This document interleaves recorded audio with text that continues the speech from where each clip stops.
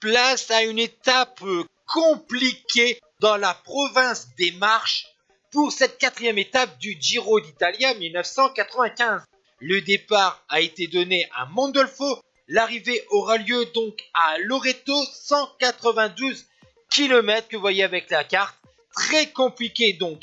Un coureur va profiter des 50 premiers kilomètres le long de la mer Adriatique et tout plat pour s'échapper. Il s'agit de Fabrizio Botempi de la Breccialat, aucun lien avec Guido Botempi, 29 ans, 3e du Tour du Piémont 93, et malheureusement pour le coureur italien, ses espoirs de victoire d'étape sont très minces puisque derrière, au sein du peloton, la Mapei GB veille au grain pour son leader Tony Rominger.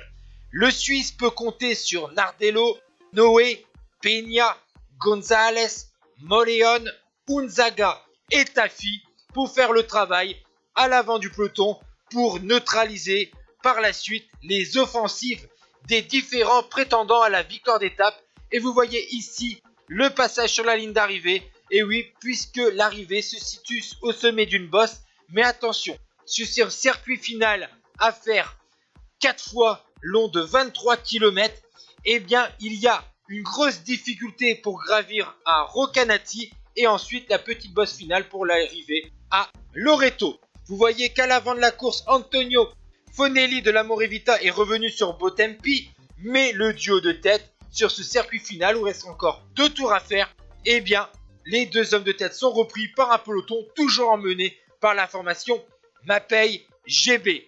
Mais bien sûr, les choses vont commencer à se dérouler un peu moins tranquillement pour les équipiers de Tony Rominger, puisque vous voyez que les autres prétendants à la victoire finale sur ce Tour de Suisse ont de nombreux équipiers présents et on va essayer de faire bouger les choses sur ce circuit sinueux, technique et usant. Le premier à lâcher les chevaux, il s'agit de la formation Gewis avec Bruno Kengalta. Deuxième de l'Amstel Gold Race 94, le coureur de la Gewis a profité de cette difficulté pour rejoindre donc Rocanati pour distancer quelque peu le peloton.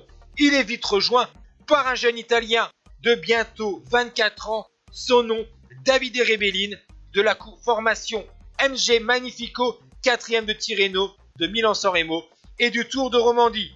Les deux transalpins vont avoir jusqu'à 20 secondes d'avance sur le peloton, toujours emmené par les équipiers de Tony Rominger, le maillot rose depuis le contre-la-montre d'Assise.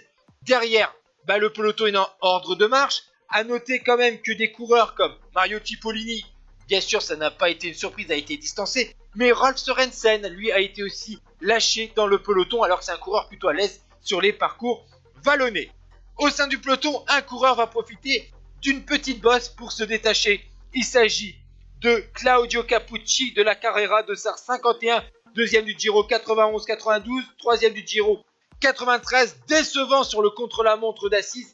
Le coureur italien essaye de faire bouger les choses sur cette petite partie assez montante pour revenir sur le duo de tête. Mais derrière, les Mapei veillent au grain. On laisse quelques mètres d'avance pour le trio de tête.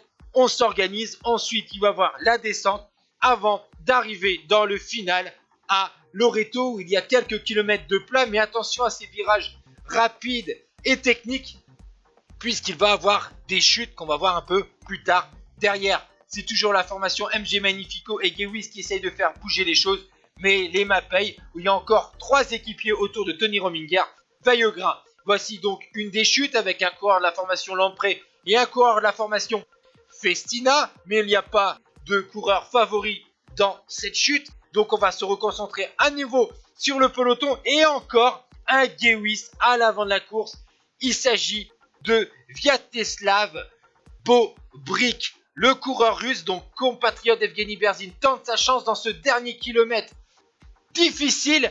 Derrière, on voit un coureur tenter de revenir, mais c'est peine perdue. Le coureur russe a quand même 3 secondes d'avance sur le peloton. Va-t-il résister? Et bien derrière, c'est le triple vainqueur de la Vuelta qui va partir avec son maillot rose. C'est Tony Rominger. Il va déborder Bobrik. Il reste encore des rampes à 10%. Et là, bah il va pas se mettre dans la roue du Russe.